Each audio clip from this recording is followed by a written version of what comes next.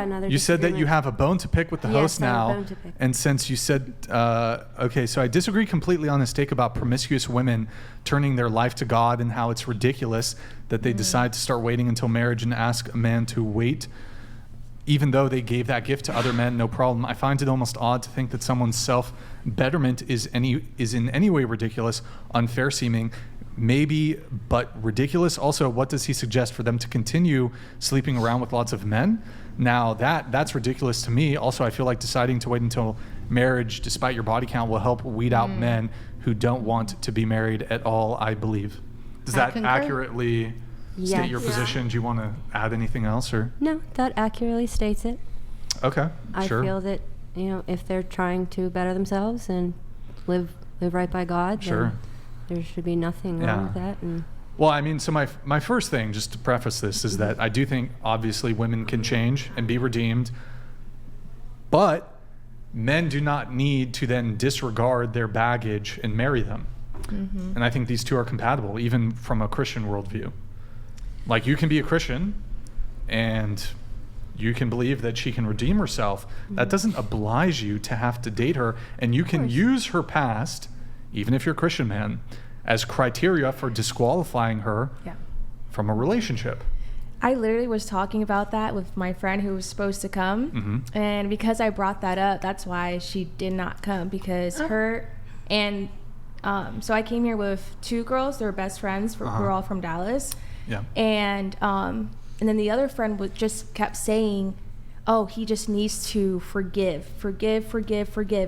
Even if he's Christian, he needs to forgive." I'm like, but that's not what we're talking about. We're talking about the body count and him not choosing to be with her because of that number.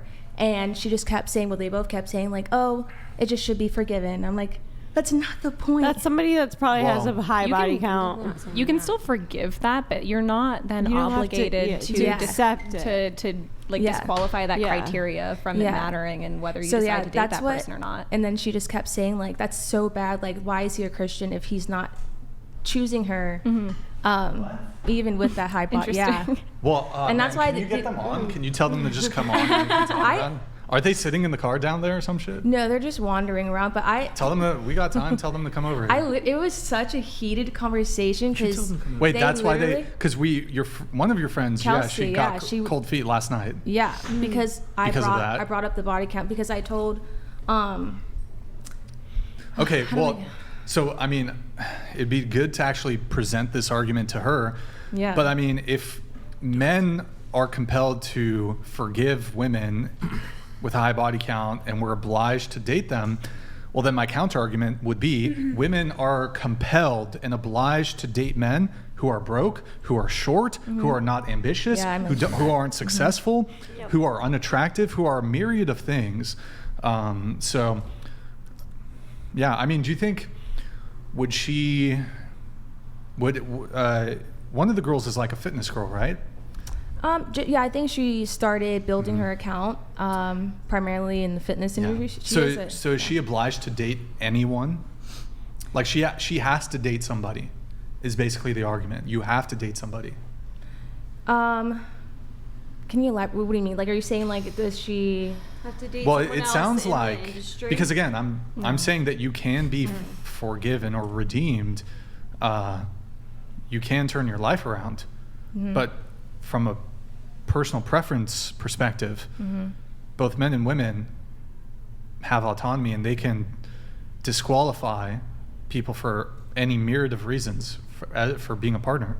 You might not like the way they dress, something as arbitrary as that. You might not like that they could have a birthmark here, and that could be justification enough, I think, for anyone. It might be a bit silly, but I tried to reason with them, and they wouldn't understand. They should come on the show. Are they like washing right now? I don't know. So I don't have Instagram on my phone. Well, I don't have my personal account. My phone's on my iPad. So is the link on your story? On the whatever account story? It should be. I wish I can try calling them. Tell them to get on the show. We'll talk about it. The fact that they don't want to talk about it's a real red flag, because if you're confident about something and if you think that you've got the correct worldview, then you should be able to come on and correct that. And Yeah, I know. But this is the thing, though. The only time that anyone ever gets berated for having standards is when it's men trying to hold women accountable for their previous indiscretions and bad behavior. Yeah. Women will hold men accountable to no end for all of the things that they lack, and men should really be able to do the same thing. Yeah, exactly. We just aren't really able to do that, and then we get berated for holding. And I don't think that's an inherently positive thing to have standards with the opposite sex. It's always the females with the high body counts that usually say things like that, because that's facts. Yeah. Your friends under the bus. Yeah. I mean, I don't think.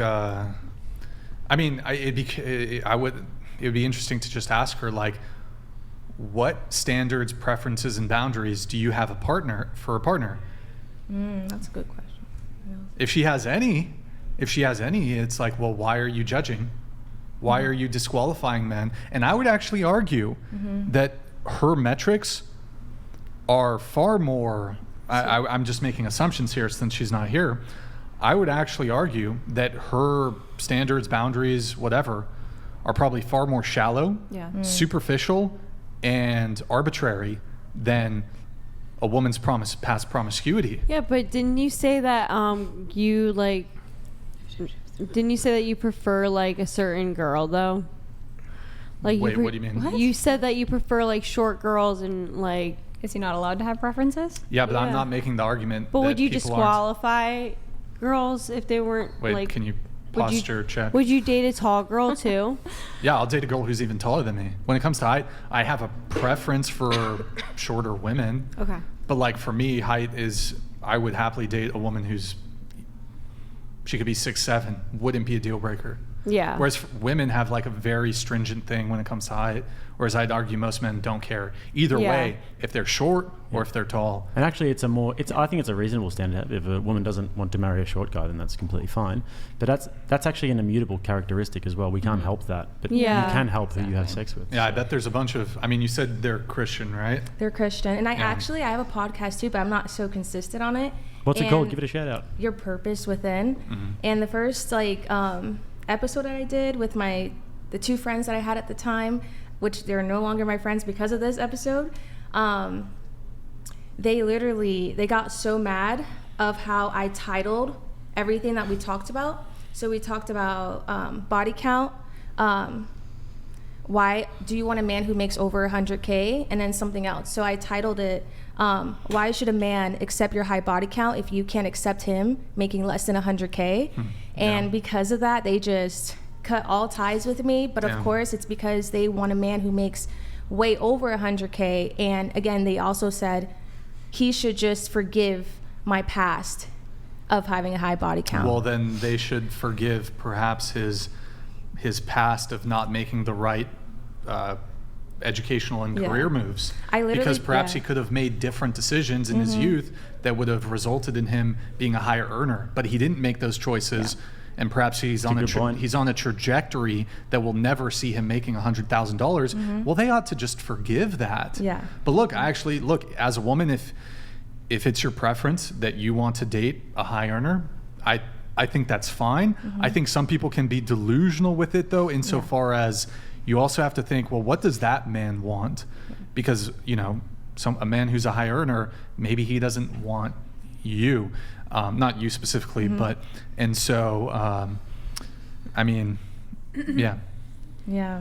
I think that, I think a lot of what ties into how your friends are perceiving this is a very common stigma within like Christian culture, is that you shouldn't judge people, but that's not necessarily a Christian standard. Thou shalt not judge lest be judged, which means that you shouldn't judge somebody if you were engaging in that same behavior that you were judging. But judgment is actually a very positive thing in society in general, and also in just Christianity in general, because it helps hold people accountable to their actions.